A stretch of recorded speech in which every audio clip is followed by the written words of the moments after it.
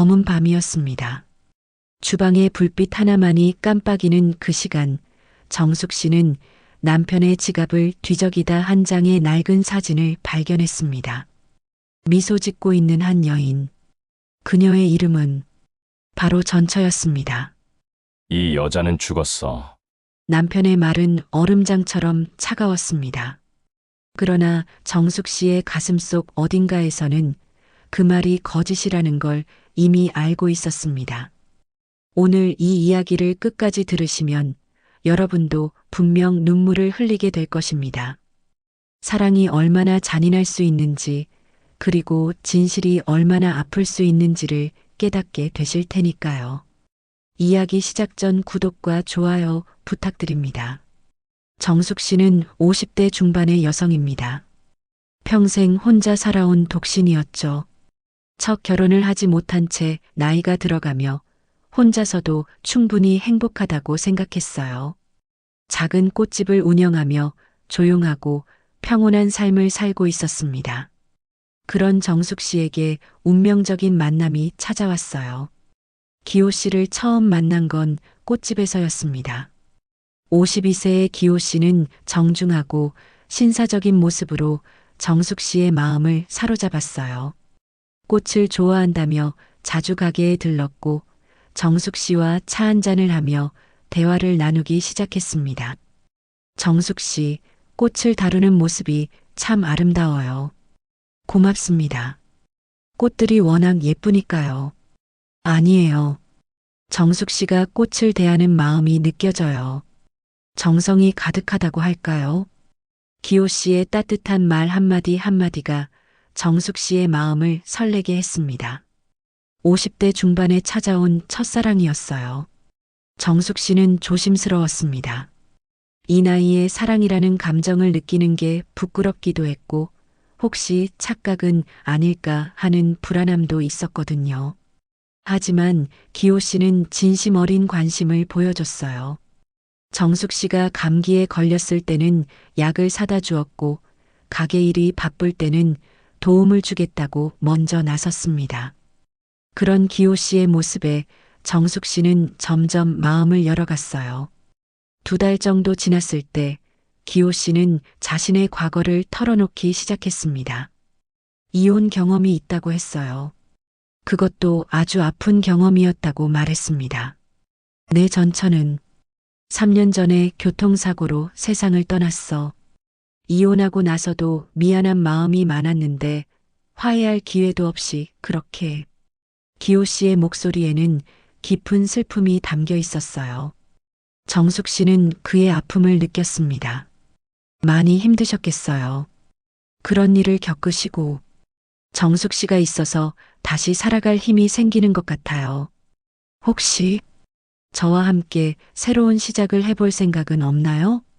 정숙 씨는 망설였습니다. 기호 씨의 진심은 느껴졌지만 죽은 전처와 비교당할까봐 걱정되었어요. 하지만 기호 씨는 정숙 씨의 걱정을 알아차린 듯 말했습니다. 과거는 과거일 뿐이에요. 이제는 정숙 씨와 함께 미래를 만들어가고 싶어요. 그렇게 두 사람은 연애를 시작했습니다. 처음 몇 달은 정말 행복했어요. 기호 씨는 정숙 씨를 여왕처럼 대해줬습니다. 꽃집 일이 끝나면 함께 산책을 하고 주말에는 멀리 드라이브도 갔어요. 정숙 씨는 참 특별한 사람이에요.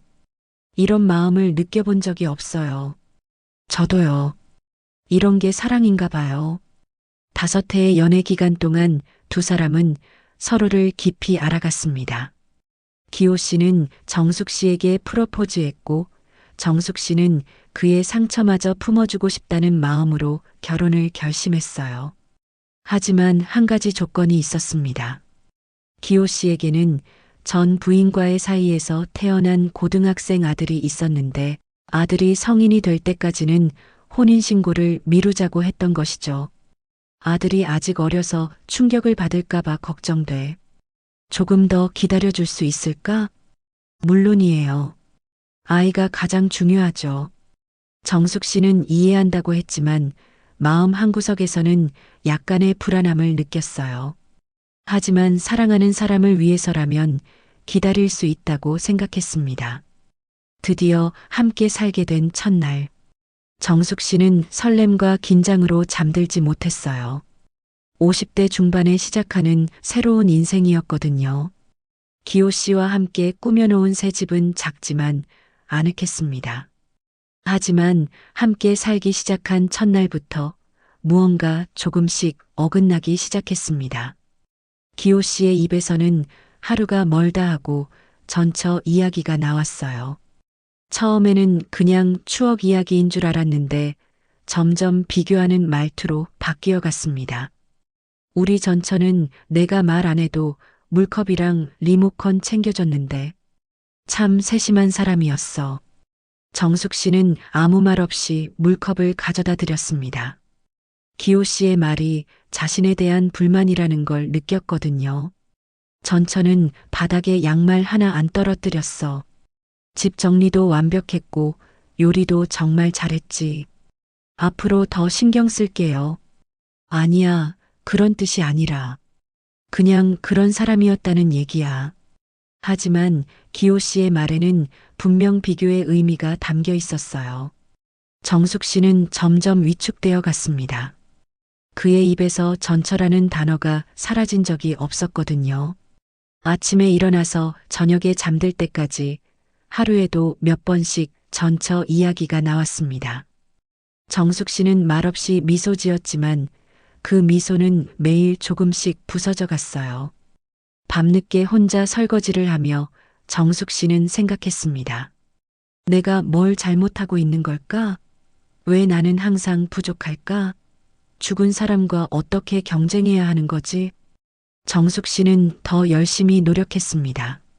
새벽 5시에 일어나 정성스럽게 아침을 준비하고 기호 씨가 좋아한다고 했던 전처의 요리법을 배워서 만들어 보기도 했어요.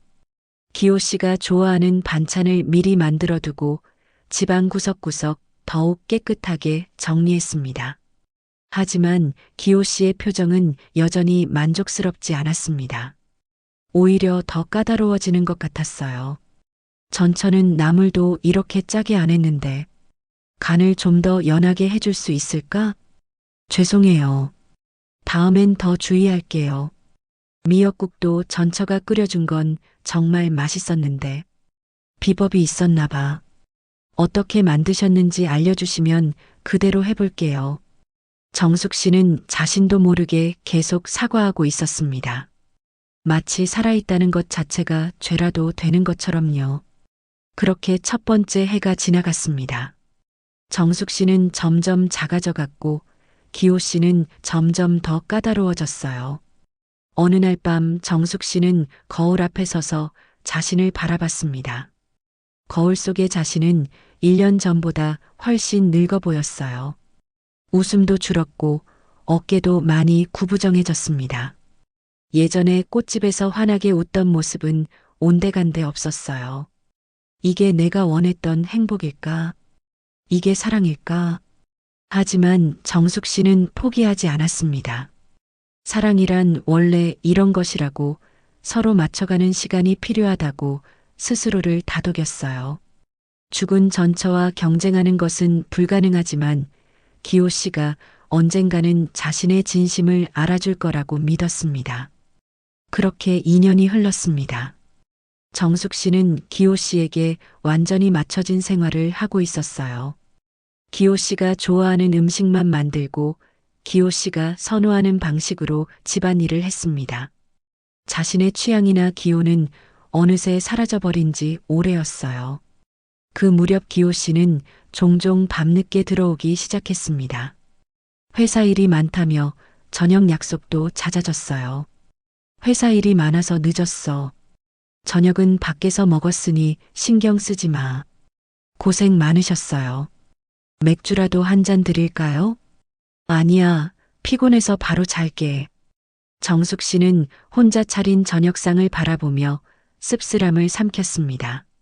함께 식사하는 시간도, 대화하는 시간도 점점 줄어들었어요.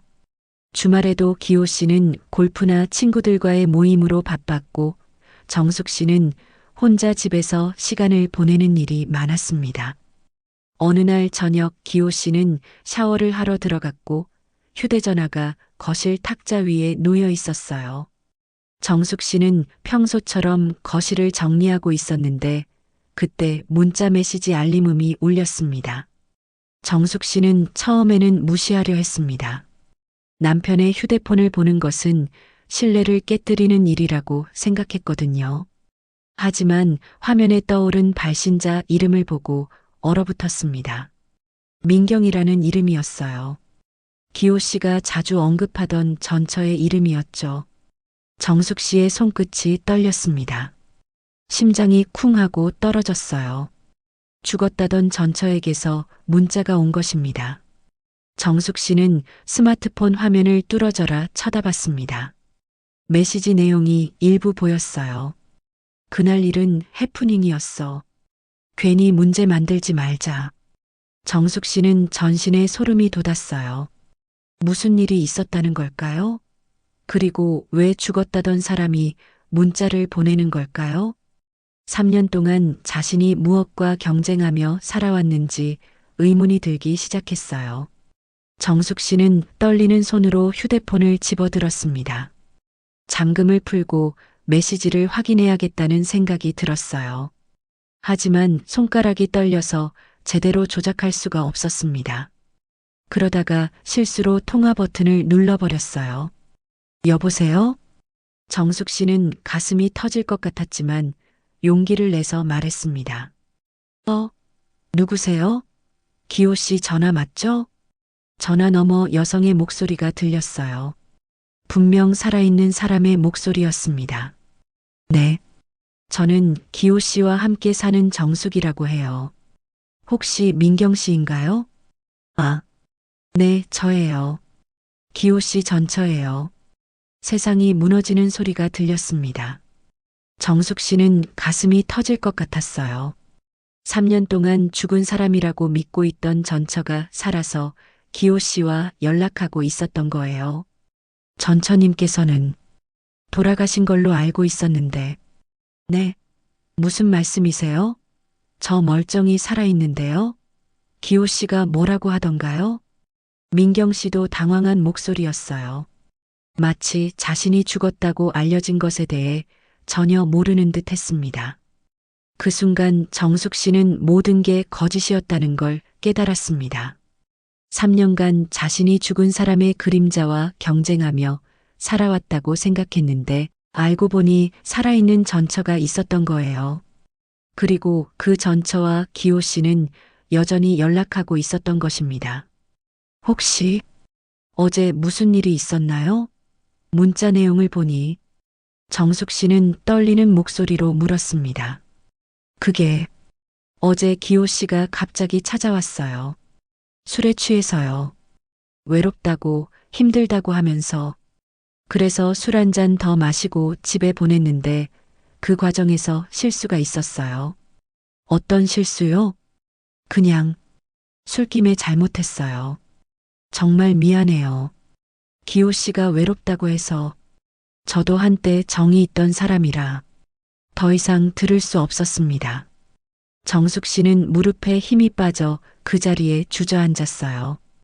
휴대폰을 떨어뜨리고 두 손으로 얼굴을 감쌌습니다. 샤워실에서는 여전히 물소리가 들렸어요. 정숙 씨는 눈을 감았습니다. 그녀는 그날 밤 처음으로 사랑이 얼마나 잔인할 수 있는지를 알게 되었어요. 3년 동안 자신이 얼마나 바보같이 살아왔는지도 깨달았습니다. 죽은 사람과 경쟁한다고 생각하며 스스로를 학대했는데 실제로는 살아있는 전처가 있었고 그 여자와 기호 씨는 계속 만나고 있었던 거예요. 10분 정도 지났을까요? 기호 씨가 샤워를 마치고 나왔을 때 정숙 씨는 여전히 거실 바닥에 앉아 있었어요. 휴대폰은 바닥에 떨어져 있었고 정숙 씨는 멍하니 허공을 바라보고 있었습니다. 왜 그렇게 앉아 있어? 무슨 일이야? 기호 씨는 평소처럼 태연한 척했지만 바닥에 떨어진 자신의 휴대폰을 보고 순간 얼굴색이 변했어요. 민경 씨에게서 전화 왔어요. 정숙 씨는 조용히 말했습니다. 더 이상 숨길 이유도 변명을 들을 이유도 없었어요. 기호 씨의 얼굴이 순간 하얗게 질렸습니다. 당황한 기색이 역력했어요. 그게 어떻게 3년 동안 저는 죽은 사람과 경쟁하며 살았다고 생각했어요. 그런데 알고 보니 살아있는 사람이었네요. 그것도 당신과 계속 만나고 있는 사람이었고요. 기호 씨는 고개를 숙였습니다. 변명할 말이 없었어요. 정숙 씨의 목소리는 더 이상 화나거나 슬픈 게 아니라 그냥 허무했습니다. 어제 그분과 뭘 하셨나요? 실수했다고 하던데 어떤 실수요? 술을 좀 마시고 그냥 실수였어. 기호 씨의 대답은 구차했습니다.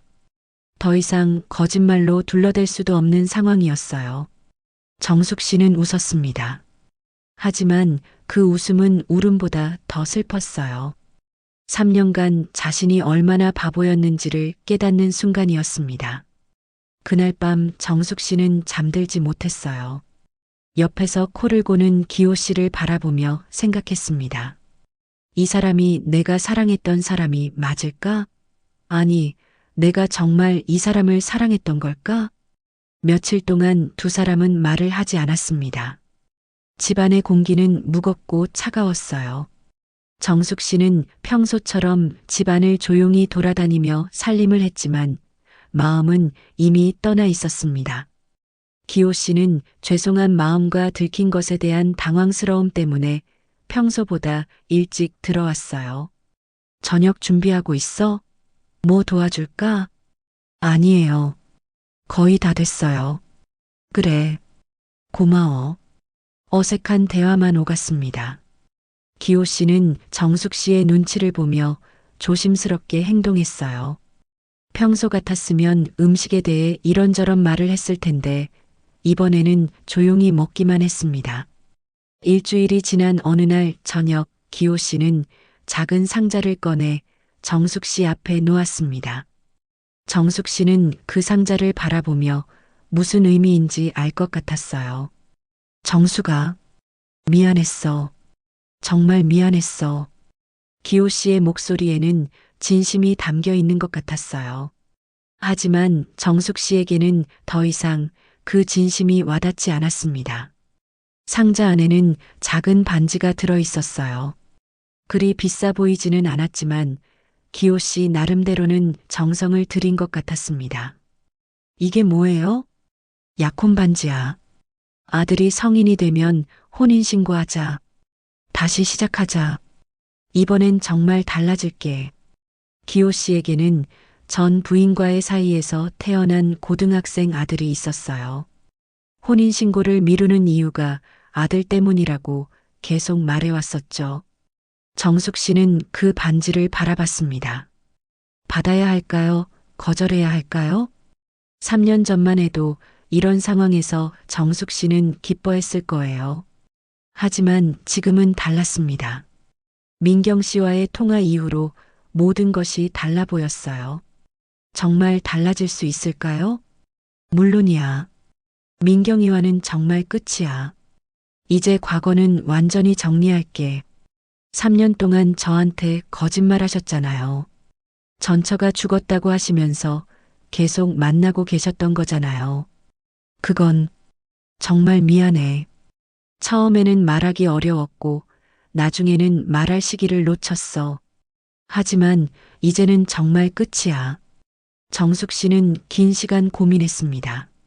3년 동안 쌓인 상처가 하루아침에 치유될 수는 없었어요. 하지만 다른 한편으로는 50대 중반의 나이에 다시 혼자가 되는 것도 두려웠습니다. 이게 마지막이에요. 정말 마지막 기회예요. 정숙 씨는 반지를 받았습니다. 하지만 마음 한구석에서는 이미 끝났다는 걸. 정숙 씨는 반지를 받았습니다. 하지만 마음 한구석에서는 이미 끝났다는 걸 알고 있었어요. 한번 깨진 신뢰는 쉽게 회복되지 않거든요. 그래도 정숙 씨는 한 번 더 기회를 주기로 했습니다. 혹시나 하는 마음에서요. 그날 밤 정숙 씨는 반지를 끼고 거울 앞에 섰습니다. 반지는 예뻤지만 마음은 여전히 무거웠어요. 기호 씨는 그날부터 정말 달라지려고 노력하는 것 같았습니다. 정수가, 오늘은 내가 설거지할게. 괜찮아요. 제가 할게요.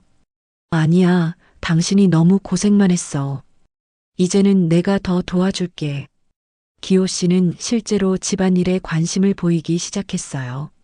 쓰레기를 버리고 설거지를 도와주고 청소도 함께 했습니다. 전처 이야기도 하지 않았어요. 오히려 정숙 씨를 칭찬하는 말이 늘어났습니다. 정숙이가 만든 음식이 제일 맛있어.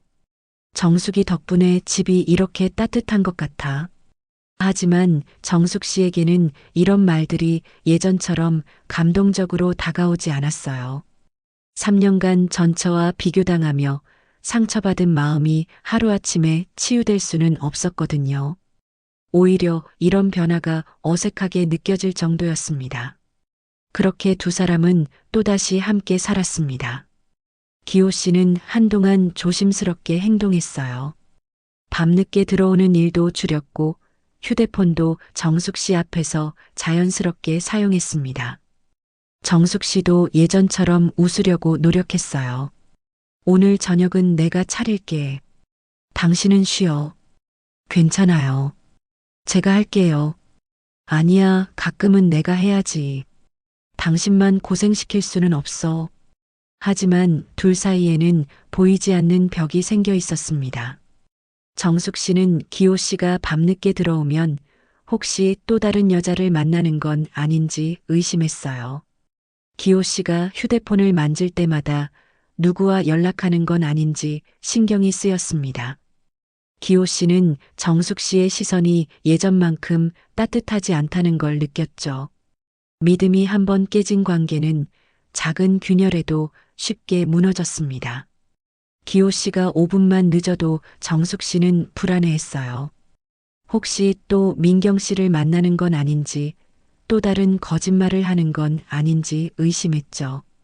반지를 끼고 있지만 마음은 점점 멀어져 갔습니다. 이게 맞는 걸까? 이렇게 의심하면서 사는 게. 정숙 씨는 자주 혼잣말을 했어요. 사랑하는 사람을 의심한다는 것이 얼마나 괴로운 일인지를 깨달았습니다. 하지만 한번 무너진 신뢰를 다시 쌓는 것은 쉽지 않았어요. 3개월이 지났을 때 기호 씨는 새로운 제안을 했어요. 퇴직을 앞둔 시점이었거든요. 정수가, 내가 퇴직하면 작은 음식점이라도 하나 차려보자. 둘이 함께 일하면서 새 출발을 해보는 거야. 음식점이요? 응, 나도 회사 생활이 지겨워졌어. 정년까지 2년 남았지만 명예퇴직 신청하려고 해. 당신 요리 솜씨면 충분히 할 수 있을 거야. 정숙 씨는 고민했습니다. 함께 일을 한다면 기호 씨를 더 잘 지켜볼 수 있을 것 같았어요. 그리고 혹시나 이번이 진짜 새 출발의 기회가 될지도 모른다는 희망도 있었죠. 어떤 음식점요? 작은 한식당이면 어떨까? 정숙이 음식 솜씨가 정말 좋으니까. 동네 사람들이 편하게 올 수 있는 그런 곳 말이야. 기호 씨는 진지하게 사업 계획을 설명했어요. 퇴직금과 그동안 모은 돈으로 작은 가게를 차리고 정숙 씨는 주방을 맡고 자신은 홀 서빙을 담당하자는 거였어요. 같이 일하면 더 많은 시간을 함께 보낼 수 있을 거야. 그리고 우리만의 공간을 만들어가는 거지. 정숙 씨는 그 말에 마음이 조금 움직였어요. 혼자 있을 때보다는 함께 있을 때가 더 안전할 것 같았거든요. 그리고 무엇보다 자신이 직접 기호 씨의 행동을 지켜볼 수 있다는 점이 마음에 들었어요. 좋아요. 해봐요. 그렇게 두 사람은 작은 한식당을 차렸습니다. 정기식당이라는 이름을 지었어요. 정숙이의 정과 기호의 기를 따서 만든 이름이었습니다. 정숙 씨는 주방을 맡고 기호 씨는 홀 서빙과 계산을 담당했어요. 가게를 준비하는 동안에는 정말 화목했습니다. 함께 메뉴를 정하고 인테리어를 고르고 필요한 도구들을 구입했어요. 마치 신혼부부처럼 설레는 마음으로 준비했습니다. 여기에 테이블 4개 정도 놓으면 될 것 같아. 네, 좋아요. 너무 붐비지 않게 여유 있게 배치해요. 정숙이 의견이 항상 최고야. 처음 몇 달은 정말 행복했습니다. 함께 일하며 대화도 늘었고 손님들의 칭찬을 들을 때면 뿌듯함도 느꼈어요. 정숙 씨는 오랜만에 진짜 웃음을 지었습니다. 사장님, 여기 김치찌개 정말 맛있어요. 사모님 손맛이 일품이네요. 저희 집사람 솜씨거든요. 정성을 많이 들여서 만든 거예요. 기호 씨가 정숙 씨를 자랑스럽게 소개할 때면 정숙 씨도 미소를 지었습니다. 이렇게 살아가면 되는 건가 싶었어요. 혹시 이번에는 정말 달라질 수도 있겠다는 희망이 들었습니다. 하지만 행복은 오래가지 않았습니다. 일이 바빠지면서 또 다른 문제가 생기기 시작했거든요. 음식점을 연 지 6개월이 지났을 때 일이 점점 많아졌습니다. 처음에는 하루에 10명 정도 오던 손님이 입소문을 타면서 30명까지 늘어났어요. 점심시간과 저녁시간에는 줄을 서서 기다리는 손님들도 있었습니다. 정숙 씨는 주방에서 하루 종일 요리를 했어요. 아침 일찍부터 재료 손질을 시작해서 밤늦게까지 설거지를 했습니다. 기호 씨도 홀에서 바쁘게 뛰어다녔지만 주방 일의 강도가 훨씬 셌어요. 정숙 씨의 허리는 점점 아파왔고 손목도 저리기 시작했습니다. 정숙아, 너무 힘들어 보인다. 주말에라도 직원 하나 두자. 기호 씨가 제안했을 때 정숙 씨는 망설였어요. 3년 전 민경 씨 일이 있었던 터라 다른 여자가 들어오는 것에 대한 불안감이 있었거든요. 그래도 될까요? 아직 수익이 안정적이지 않은데. 괜찮아. 손님도 많이 늘었고 당신이 쓰러지면 안 되잖아. 내가 아는 사람 중에 일할 사람이 있어. 40대 여성인데 성실하고 요리도 할 줄 안다고 하더라. 정숙 씨는 조금 불안했지만 몸이 너무 힘들었어요. 최근 들어 허리도 아프고 손목도 저렸거든요. 그리고 기호 씨가 반지까지 끼워주며 달라지겠다고 했으니 이번에는 믿어봐도 될 것 같았어요. 그럼 한번 만나볼까요? 그리하여 들어온 40대 여성 직원 미현 씨. 첫인상은 나쁘지 않았어요. 깔끔하고 밝은 성격에 일도 제법 잘하는 것 같았습니다. 키도 크고 스타일도 좋았어요. 정숙 씨보다 1살 어렸다고 했는데 훨씬 젊어 보였습니다. 안녕하세요, 사모님. 미현이에요. 잘 부탁드려요. 네, 저도 잘 부탁해요. 많이 도와주세요. 미연 씨는 처음 며칠 동안은 열심히 일했어요. 주방 일도 꽤 능숙하게 해냈고 손님 응대도 친절했습니다. 정숙 씨는 안도했어요. 좋은 직원을 만난 것 같았거든요. 미연 씨가 와서 많이 편해졌네요. 다행이에요. 걱정했는데 잘해주시니까 고마워요. 하지만 며칠 지나지 않아 정숙 씨는 이상한 점을 발견하기 시작했어요. 미연 씨는 주방 일보다는 홀에서 기호 씨와 이야기하는 시간이 더 많았습니다. 그리고 기호 씨도 유독 미연 씨에게만큼은 친절했어요. 미연 씨, 힘들면 언제든지 말해. 무리하지 마. 사장님이 너무 잘해주셔서 감사해요. 이런 직장 처음이에요. 우리도 미연 씨 같은 좋은 직원 만나서 다행이야. 정숙 씨는 주방에서 그 광경을 지켜봤습니다.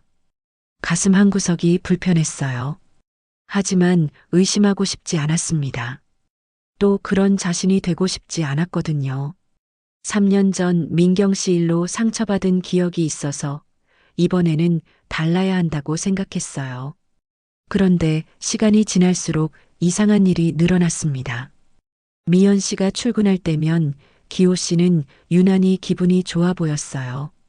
평소보다 일찍 가게에 나와서 미연 씨를 기다리기도 했습니다.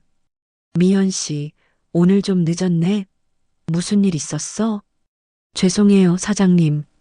버스가 좀 늦었어요. 괜찮아, 괜찮아. 천천히 해. 급할 거 없어. 정숙 씨에게는 5분만 늦어도 왜 늦었냐고 묻던 기호 씨가 미연 씨에게는 한없이 관대했어요. 심지어 미연 씨가 실수를 해도 웃으며 넘어갔습니다. 아, 미연 씨. 설탕이랑 소금 헷갈렸네? 괜찮아. 누구나 실수할 수 있어. 반면 정숙 씨가 같은 실수를 하면 표정이 굳어지곤 했어요. 정수가 좀 더 신중하게 해. 손님한테 나가는 건데. 정숙 씨는 이런 차이를 느끼면서도 참았어요. 직원이니까 친절하게 대하는 거라고, 자신이 예민하게 구는 거라고 생각하려 했습니다. 하지만 결정적인 순간이 왔습니다.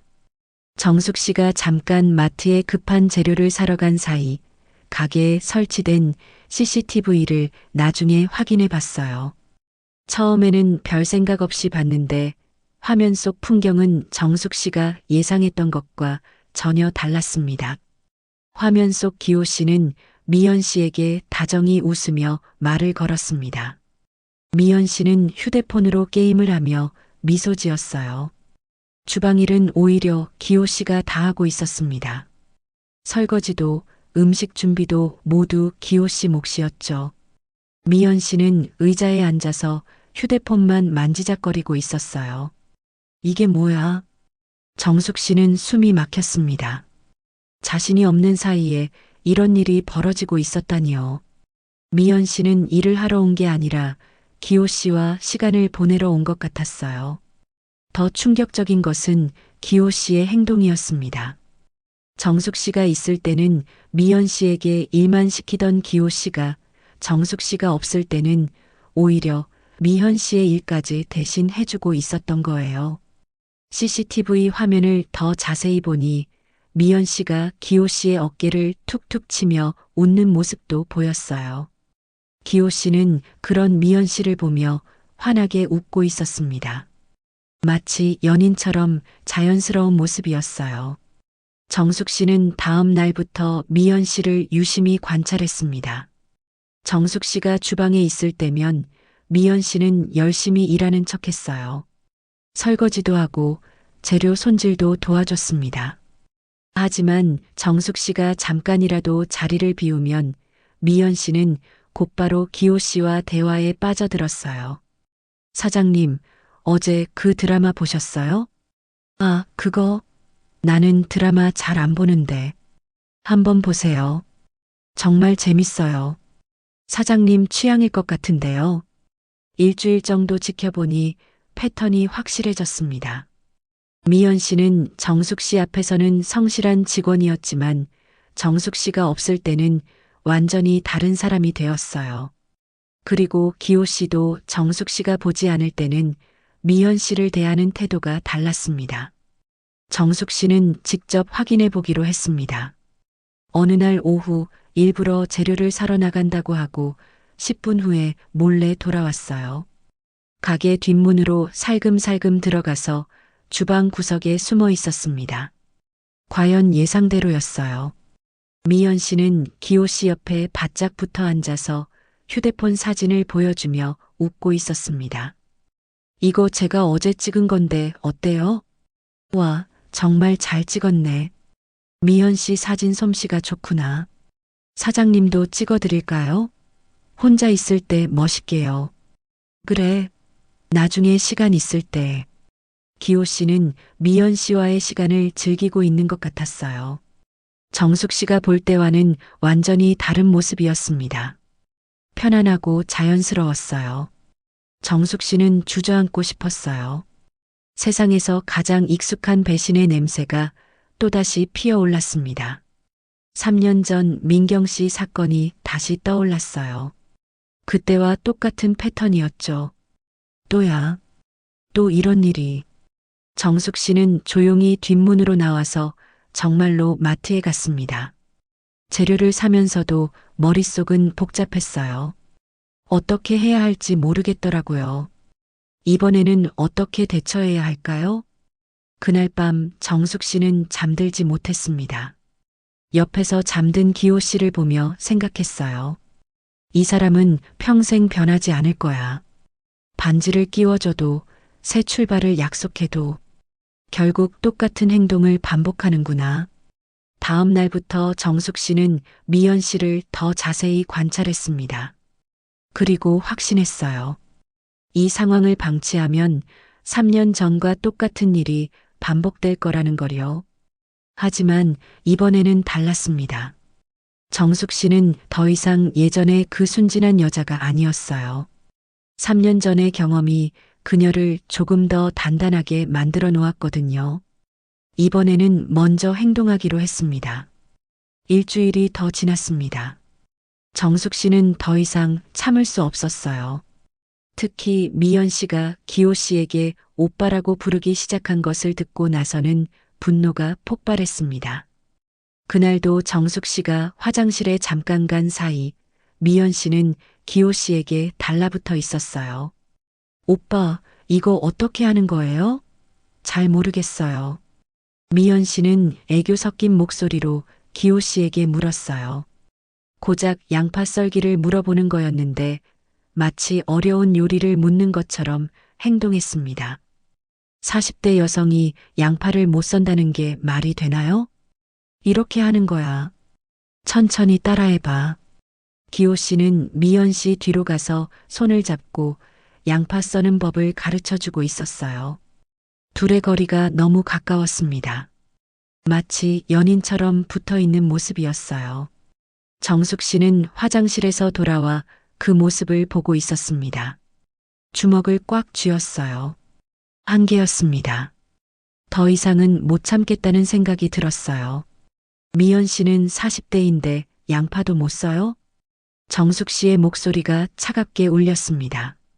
두 사람이 깜짝 놀라며 떨어졌어요. 아, 사모님. 그게 뭐예요? 성인 여성이 양파를 못 썬다고요? 기호 씨가 당황하며 중재하려 했어요. 정수가 뭘 그래? 그냥 친절하게 가르쳐 준 거야. 친절요? 저한테는 5분 늦어도 뭐라고 하시면서 미연 씨한테는 참 친절하시네요. 정숙 씨는 더 이상 예전처럼 움츠러들지 않았어요. 3년 전과는 달랐습니다.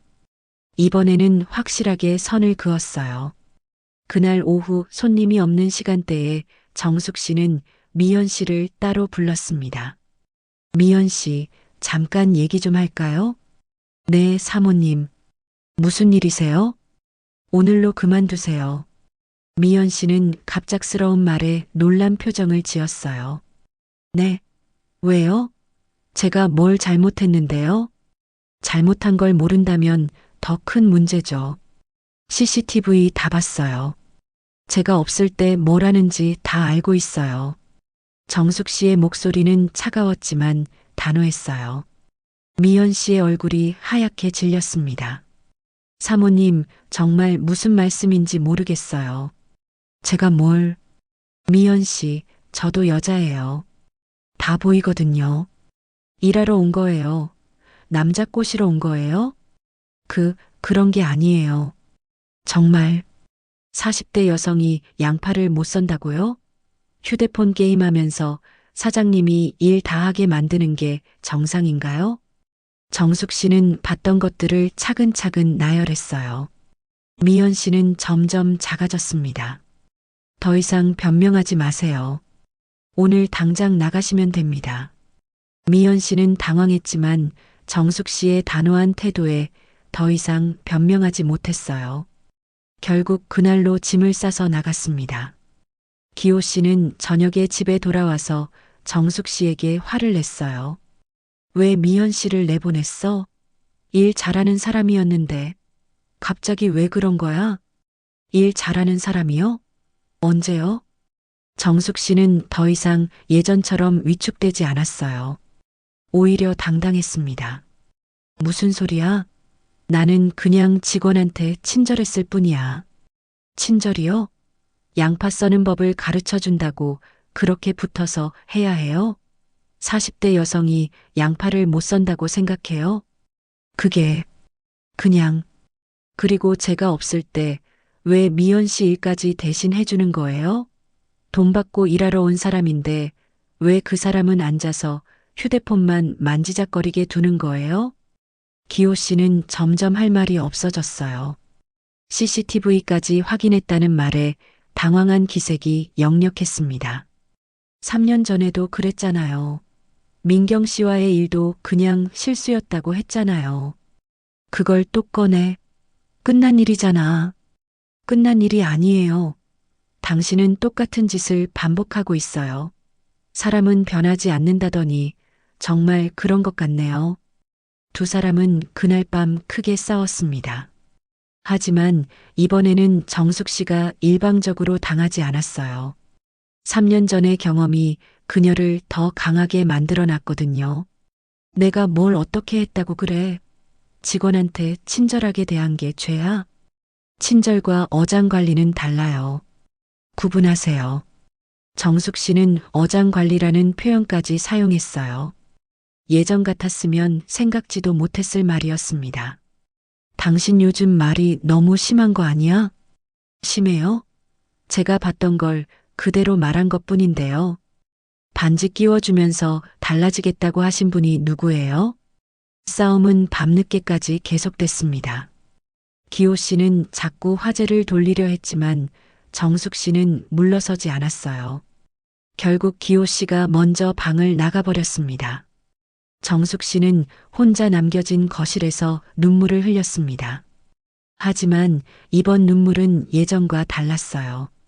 분하고 억울한 눈물이 아니라 이제 정말 끝이라는 걸 받아들이는 눈물이었습니다. 그로부터 며칠 후 정숙 씨는 중요한 결정을 내렸습니다.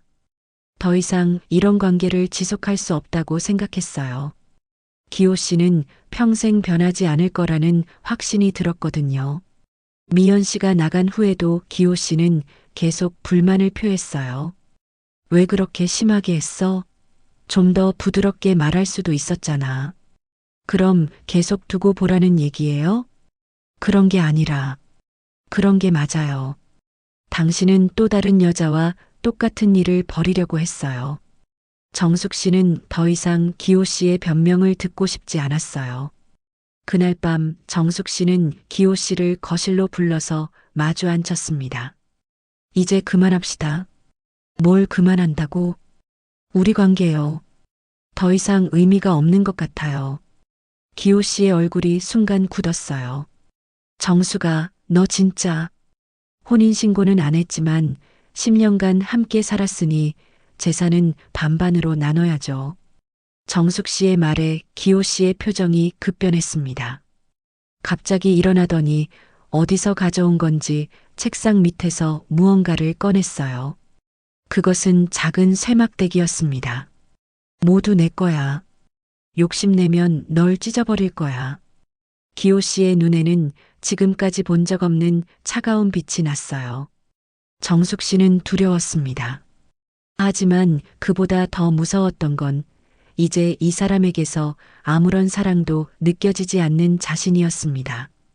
협박해봤자 소용없어요. 이미 마음은 정했으니까요. 정수가, 너 정말 후회할 거야. 10년 동안 충분히 후회했어요. 이제 제 인생은 제가 살겠어요. 정숙 씨는 조용히 자리에서 일어나 문을 향해 걸었습니다. 기호 씨는 막대기를 든 채로 서 있었지만 정작 움직이지는 못했어요. 정숙 씨의 단호한 모습에 오히려 기가 눌린 것 같았습니다. 그 문이 10년의 잘못된 사랑을 닫는 소리였습니다. 다음 날 정숙 씨는 변호사를 찾아갔습니다. 인터넷에서 사실혼 관련 정보를 미리 찾아봤어요. 혼인신고는 없었지만 10년간 동거했다면 법적으로 보호받을 수 있다는 글을 봤거든요. 변호사 사무실은 생각보다 아늑했어요. 50대 후반의 여성 변호사가 정숙 씨에게 알려준 소식이었어요. 그런 일이요? 어떻게 알았나요? 법정에서 재산 조회를 신청했더니 숨겨진 통장들이 나왔어요. 음식점 매출의 30% 정도를 따로 빼돌리고 있었어요. 2차 반전이었습니다. 기호 씨는 정숙 씨 몰래 음식점 수익을 빼돌리고 있었던 거예요. 그뿐만 아니라 더 충격적인 사실도 밝혀졌습니다. 휴대폰 기록도 조회했는데 전처와 지속적으로 만나고 있었어요. 심지어 생활비도 보내고 있었고요. 생활비요? 네, 매달 50만 원씩 민경 씨 계좌로 송금하고 있었어요. 3년 동안 계속요. 정숙 씨는 모든 진실을 알게 되었습니다. 10년간 자신이 얼마나 속고 살았는지를요. 기호 씨는 전처와 완전히 끝난 게 아니라 계속 만나고 있었고 심지어 돈까지 대주고 있었던 거예요. 그러면서 정숙 씨에게는 검소하게 살자고 했던 거죠. 더 있습니다. 미연 씨에게도 일당 외에 별도로 용돈을 주고 있었어요. 용돈이요? 네, 매주 10만 원씩 현금으로 주고 있었더라고요. 일당과는 별개로요. 정숙 씨는 머리가 띵했어요. 기호 씨가 얼마나 치밀하게 자신을 속여왔는지 깨달았습니다. 이 모든 걸 알고도 저와 함께 살았던 거네요. 정숙 씨는 기호 씨를 바라보며 조용히 말했습니다. 기호 씨는 고개를 들지 못했어요. 두 번째 재판에서 모든 증거가 제출되었습니다. 숨겨진 통장, 전처에게 보낸 송금 내역, 미연 씨에게 준 용돈 영수증까지 모든 게 드러났어요. 저는 이 사람을 진심으로 사랑했습니다. 하지만 저에게는 거짓말만 했네요. 마지막 진술에서 정숙 씨의 목소리는 떨리지 않았어요. 오히려 평온했습니다. 10년 동안 저는 이분이 경제적으로 어렵다고 생각해서 아껴 썼어요.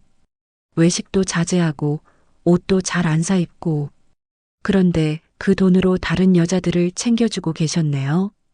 판사도 기호 씨의 행동에 혀를 찼어요. 피고인의 행위는 신의성실의 원칙에 크게 위배됩니다. 사실혼 관계에서도 배우자에 대한 기본적인 의무를 지켜야 하는데 이를 현저히 위반했네요. 결국 법원은 기호 씨에게 재산 분할과 위자료를 명령했습니다.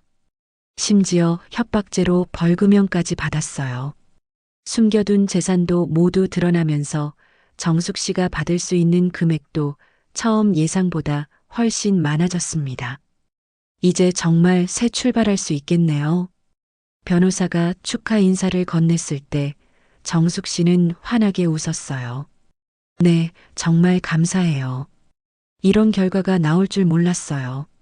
정숙 씨가 증거를 잘 준비해 주신 덕분이에요. 그리고 무엇보다 정숙 씨의 진심이 통했던 것 같아요. 법정을 나서면서 정숙 씨는 뒤돌아보지 않았어요. 이제 정말 모든 게 끝났거든요. 기호 씨는 마지막까지 변명하려 했지만 정숙 씨는 듣지 않았습니다. 정수가 정말 미안했어. 다시 한 번만. 이제 남남이에요. 법정에서 그렇게 말씀하셨잖아요. 그냥 동거한 거라고요. 정숙 씨는 차갑게 말하고 걸어나갔어요.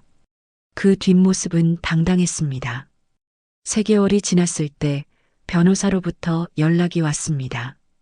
기호 씨가 재산 분할에 응하지 않겠다며 맞고소를 했다는 소식이었어요. 상대방이 정숙 씨를 사기죄로 고발했습니다. 사실혼이 아니라고 주장하고 있어요. 사기죄요? 왜요? 혼인신고도 안 했고 진짜 부부가 아니었다고 주장하는 거죠. 그냥 동거녀였을 뿐이라고 하면서요. 정숙 씨는 어이가 없었어요. 10년간 함께 살면서 이제 와서 동거녀라니요. 하지만 걱정하지 마세요. 오히려 좋은 기회가 될 수도 있어요. 법정에서 모든 걸 명확히 밝힐 수 있거든요. 어떤 의미인가요? 상대방이 먼저 법정 공방을 시작했으니 이제 우리도 모든 증거를 법정에 제출할 수 있어요. 혹시 숨기고 있는 재산이 있다면 다 드러날 거예요. 변호사의 말에 정숙 씨는 뭔가 예감이 들었어요. 음식점 매출에 비해 통장에 들어오는 돈이 적었던 게 신경 쓰였거든요. 정숙 씨는 법정에 서야 했습니다. 10년간의 관계를 증명해야 했어요. 다행히 음식점 계약서, 공동 명의로 된 통장, 이웃들의 증언 등 증거는 충분했습니다. 첫 번째 재판날 정숙 씨는 떨리는 마음으로 법정에 들어섰어요. 기호 씨를 다시 보는 순간이었습니다. 그런데 이상했어요. 무서웠던 사람이 이제는 그저 낯선 사람처럼 느껴졌습니다. 기호 씨는 법정에서 당당하게 주장했어요. 저는 그냥 동거했을 뿐입니다. 진짜 부부라고 생각한 적 없어요. 그냥 편의상 함께 산 거죠. 혼인신고도 안 했고 결혼 예식도 안 했어요. 그냥 같이 살았을 뿐이에요. 기호 씨의 말을 들은 순간 정숙 씨는 오히려 웃음이 나왔어요. 10년간 자신이 얼마나 헛된 꿈을 꾸고 있었는지 깨달았거든요. 정숙 씨의 차례가 왔을 때 그녀는 침착하게 진술했습니다.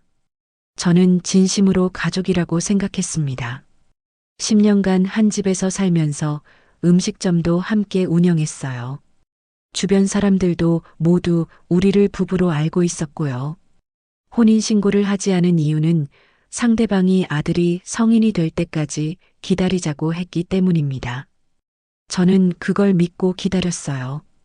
정숙 씨의 진술은 담담했지만 강력했습니다. 판사도 정숙 씨의 진심을 느꼈어요. 증거를 종합해보니 10년간의 동거, 공동사업, 반지증여 등을 볼 때 사실혼 관계로 인정됩니다. 1차 판결이었습니다. 기호 씨는 사실혼을 부정했지만 법원은 정숙 씨의 손을 들어준 것이죠. 하지만 진짜 반전은 그 다음에 있었습니다. 재산 분할 과정에서 기호 씨의 숨겨진 계좌가 발견된 거예요. 상대방이 숨긴 계좌가 더 있습니다. 음식점 수익을 따로 빼돌린 것 같아요. 몇 달 뒤 모든 법적 절차가 끝났습니다. 정숙 씨는 정당한 몫을 받을 수 있었어요. 그 돈으로 반찬 가게를 더 크게 차리고 작은 카페도 함께 운영하기 시작했습니다. 정숙이네 반찬 카페라는 이름을 지었어요. 낮에는 반찬 가게, 저녁에는 카페로 운영하는 독특한 가게였습니다. 동네 사람들이 편하게 와서 차 한 잔 마시며 정숙 씨와 이야기를 나눌 수 있는 공간이었어요. 법정 밖으로 걸어 나오던 그날을 떠올리며 정숙 씨는 혼잣말을 했어요. 이제야 알겠어요. 사랑은 지켜야 하는 게 아니라 나를 잃지 않는 거였네요. 그날 이후 정숙 씨는 혼자였지만 외롭지 않았습니다. 그녀의 식탁에는 늘 꽃 한 송이와 따뜻한 국 한 그릇이 놓였어요. 그리고 그 위에는 다시는 누군가에게 무너지지 않을 자신이 앉아 있었습니다. 1년이 지났을 때 정숙 씨의 반찬 카페는 동네에서 유명해졌어요. 정성스럽게 만든 음식과 따뜻한 마음씨 때문이었죠. 사장님, 여기 반찬 먹으면 우리 엄마 손맛이 생각나요. 그런 말씀 해주시니 고마워요. 더 맛있게 만들어 드릴게요. 정숙 씨는 진짜 웃음을 되찾았습니다. 억지로 만든 웃음이 아니라 마음 깊은 곳에서 우러나오는 웃음이었어요. 그 무렵 정숙 씨에게 특별한 손님이 찾아왔습니다. 60대 초반의 신사였는데 매주 토요일마다 커피를 마시러 왔어요. 정중하고 따뜻한 인상이었습니다. 사장님, 혹시 시간 되시면 같이 앉아서 이야기 좀 할까요? 처음 그 제안을 받았을 때 정숙 씨는 당황했어요. 저요? 바쁘지 않으시면요. 부담 갖지 마세요. 그냥 좋은 사람과 대화하고 싶어서요. 제 이름은 민수라고 해요. 민수 씨는 정말 좋은 사람이었어요. 정숙 씨의 과거를 알게 된 후에도 판단하지 않았고 오히려 정숙 씨의 용기를 칭찬해 줬습니다. 정숙 씨는 참 강한 분이에요. 그런 상황에서 새 출발을 한다는 게 쉽지 않았을 텐데요. 강한 게 아니라 이제야 제대로 사는 법을 배운 거예요. 어떻게 그런 걸 배우셨어요? 아픈 만큼 성장하는 것 같아요. 사랑도 마찬가지고요. 두 사람은 조용히 대화를 나눴어요. 서두르지 않았습니다. 정숙 씨에게는 이제 충분한 시간이 있었거든요. 그리고 무엇보다 자신을 잃지 않는 사랑을 할 수 있다는 확신이 있었어요. 민수 씨는 정숙 씨의 눈에서 기호 씨와는 전혀 다른 따뜻함을 느꼈어요. 진정성이 있었습니다. 계산적이지 않고 순수한 관심이었어요. 정숙 씨와 대화하면 마음이 편해져요. 억지로 무언가를 보여줄 필요가 없다고 할까요? 저도 그래요. 민수 씨와 있으면 그냥 제 모습 그대로 있을 수 있어요. 그렇게 정숙 씨는 새로운 인연을 만났습니다. 하지만 이번에는 조급하지 않았어요. 천천히 자신의 속도에 맞춰 알아가기로 했습니다. 2년이 흘렀을 때 정숙 씨는 완전히 다른 사람이 되어 있었어요. 자신감 있고 당당하고 무엇보다 행복해 보였습니다. 이제야 진짜 나다운 것 같아. 정숙 씨는 거울을 보며 웃었어요. 거울 속의 자신은 50대 후반이었지만 눈에는 생기가 넘쳤습니다. 어느 날 기호 씨로부터 연락이 왔습니다. 하지만 정숙 씨는 전화를 받지 않았어요. 이미 끝난 일이었거든요. 호기심도 없었고 궁금하지도 않았어요. 대신 정숙 씨는 창밖을 바라봤습니다. 봄이 왔어요. 벚꽃이 피기 시작했고 새들이 지저귀고 있었습니다. 참 아름다운 세상이네. 정숙 씨는 이제 세상을 다른 눈으로 바라볼 수 있었습니다. 누군가의 사랑을 받기 위해 자신을 잃는 것이 아니라 자신을 지키면서도 사랑할 수 있다는 걸 알게 되었거든요. 그날 저녁 정숙 씨는 민수 씨와 함께 산책을 했어요. 두 사람의 관계는 천천히 발전하고 있었습니다. 서두르지 않았어요. 정숙 씨는 이번에는 실수하고 싶지 않았거든요. 정숙 씨, 오늘 표정이 특히 밝아 보이네요. 오늘이 제가 이 동네에 온 지 정확히 3년째 되는 날이에요. 그렇구나. 어떤 기분이에요? 정말 잘한 선택이었다는 생각이 들어요. 3년 전에 저를 칭찬해주고 싶어요. 민수 씨는 정숙 씨를 바라보며 미소를 지었어요. 저도 정숙 씨를 만난 게 정말 다행이라고 생각해요. 고마워요. 하지만 이번에는 천천히 하고 싶어요. 서두르지 말고요. 물론이죠. 저도 같은 생각이에요. 좋은 관계는 시간이 필요하니까요. 두 사람은 손을 잡고 조용히 걸었습니다. 서두르지 않았어요. 정숙 씨에게는 이제 충분한 시간이 있었거든요. 그리고 무엇보다 자신을 잃지 않는 사랑을 할 수 있다는 확신이 있었어요. 3년째가 되던 해 정숙 씨는 작은 책을 썼습니다. 자신의 경험을 담은 에세이였어요. 제목은 50대에 찾은 진짜 나였습니다. 많은 분들이 저와 같은 경험을 하고 계실 거예요. 사랑이라는 이름으로 자신을 잃어가는 분들 말이에요.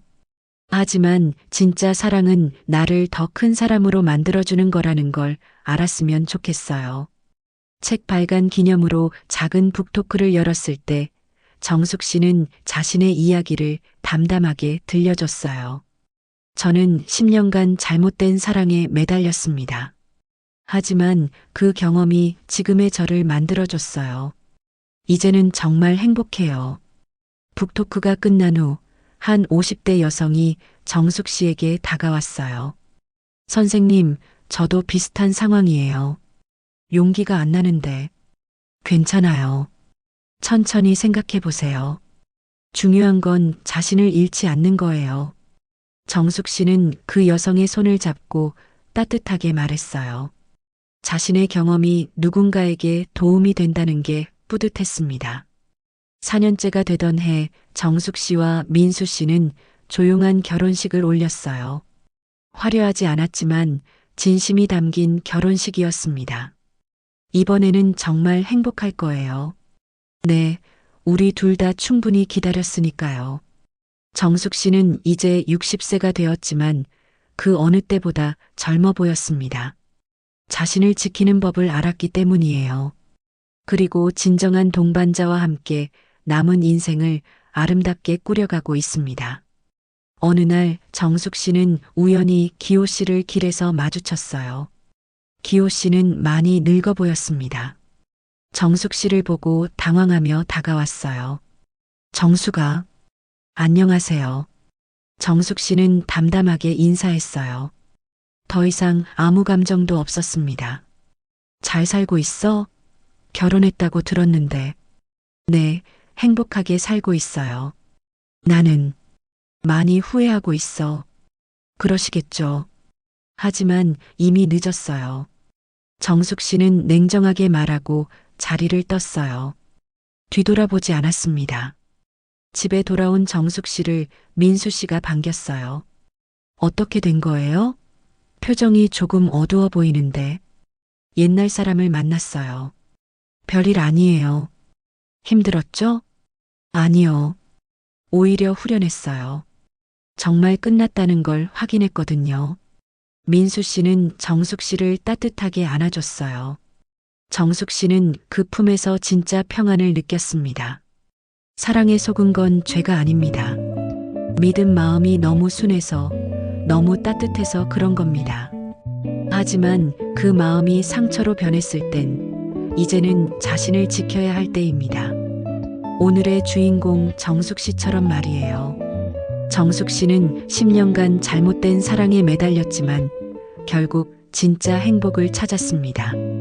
그것은 누군가로부터 받는 사랑이 아니라 자신을 사랑하는 법을 깨달았기 때문입니다. 여러분도 혹시 지금 힘든 관계 때문에 고민하고 계신다면 정숙 씨의 이야기를 기억해 주세요.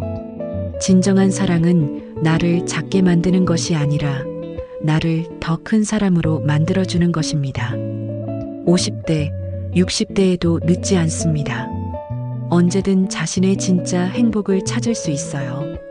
나이는 숫자일 뿐이고 중요한 건 자신을 사랑하는 마음입니다. 정숙 씨는 이제 60세가 되었지만 그 어느 때보다 젊어 보입니다. 자신을 지키는 법을 알았기 때문이에요. 그리고 진정한 동반자와 함께 남은 인생을 아름답게 꾸려가고 있습니다. 혹시 지금 누군가의 그림자로 살고 계신 분이 있다면 용기를 내세요. 당신도 정숙 씨처럼 새로운 인생을 시작할 수 있습니다. 나이는 핑계가 될 수 없어요. 사랑은 나를 희생하는 게 아니라 나를 성장시키는 것입니다. 이것을 기억하세요. 때로는 끝내는 용기가 시작하는 용기보다 더 소중할 수 있습니다. 정숙 씨가 그걸 보여줬으니까요. 오늘도 시청해 주셔서 감사합니다. 여러분 모두의 행복과 용기를 진심으로 응원합니다. 그리고 기억하세요. 인생에서 가장 아름다운 장은 언제든 새로 쓸 수 있다는 것을요.